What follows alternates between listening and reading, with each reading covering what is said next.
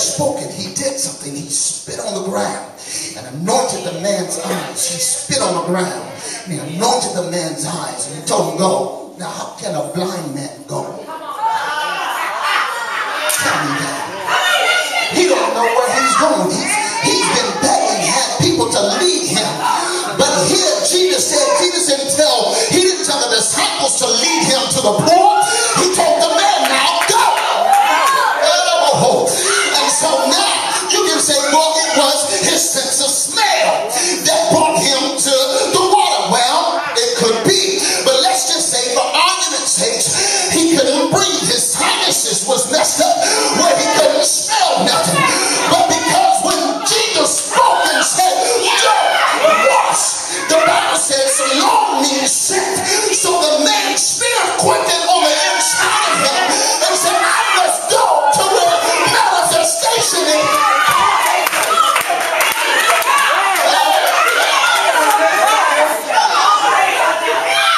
Let's stop a moment. Let's just, for argument's sake, why Jesus couldn't lay hands on his eyes and his eyes open. Why couldn't Jesus just say, blind man, see? But he didn't do it because he wasn't working with logic.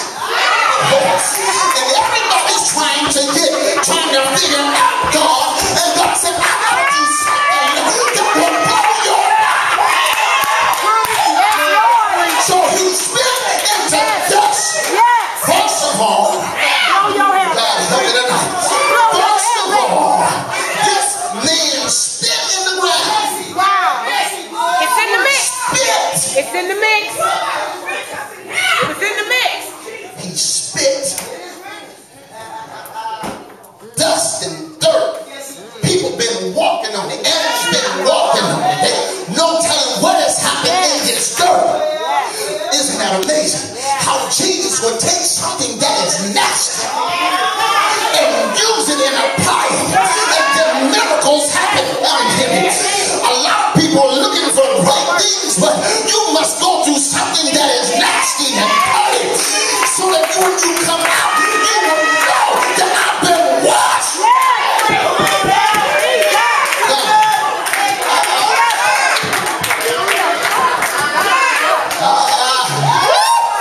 Look at the neighbor say, I've been washed. See, you gotta understand that it was in the script. It was in the script from the beginning of the world. It was in the script. So when he got there, God help me to go. Jesus. He said, and he said unto him, go and wash in the pool, Siloam, which by interpretation sent. Yeah, he went his way. Therefore, and washed and came seeing.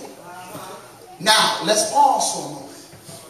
Because what if he, like some of us, would have tried to decipher the word of God? Question, well, why did you spit on the ground? Why do I have to go to the pool? Why? It don't make no sense. It don't add up. You saying 1 + 3 is I know it's 4, but you're coming up with 7. And I don't understand how you're doing that. But this man didn't question. No, he just went. But the Bible said, therefore, he went. He went. When you are hungry enough, and you want God bad enough, I don't got time to ask no questions at this point. Let me just get to where I need to go. Oh, catch this. That's why the people stood around, but he went by himself. Oh, here it is. A lot of us are about to go into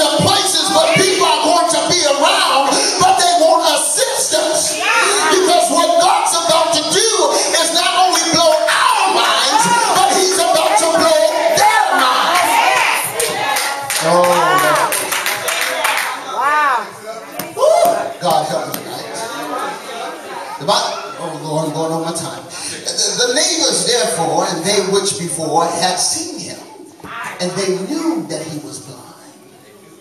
They questioned him. They asked him, what happened to you? He said, listen, all I know, let me paraphrase. Verse 11, he said, and he answered and said, a man that is called Jesus made clay, anointed my eyes, and said unto me, go unto the pool of Siloam and wash. And I went and washed, and I received my sight. And they said unto him, where is he? He said, I know not. Because you got to remember, I was blind. So why are you going to ask me, where is he? And all the thing I did, he anointed, now listen, he anointed my eyes and told me to go. And now you asking me a question, where is he? You forgot my situation. I don't know where he is. The only thing I do know is that I can see that.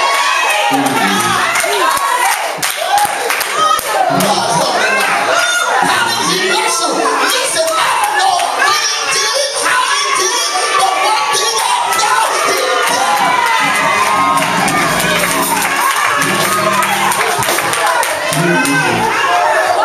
Y'all gotta pray for me. Sit down.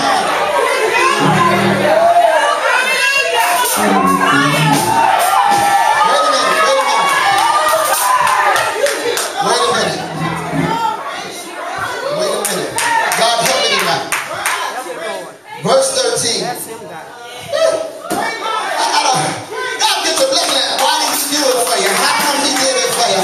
Listen, I know all that sin and falling short of the glory of God, but he did sometimes something that was good on the inside of me. He said that he was going to bless me. Verse 13 said, they brought to the Pharisees him that was blind.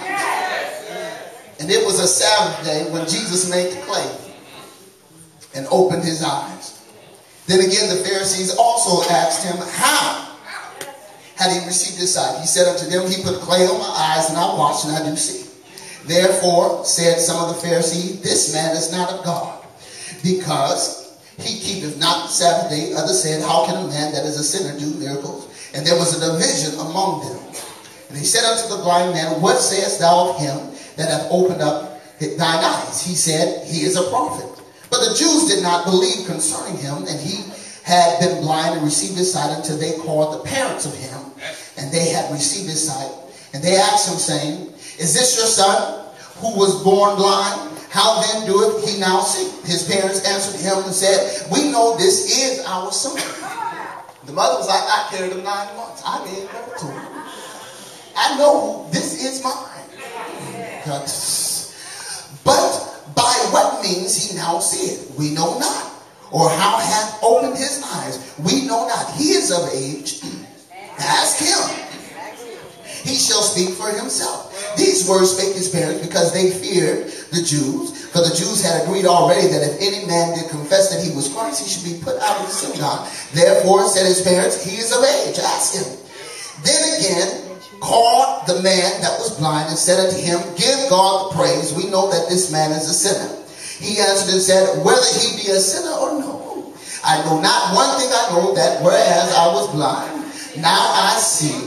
Then said unto him again, what did he to thee? And he opened up his eyes. He answered and said, have I told you already, and ye did not hear?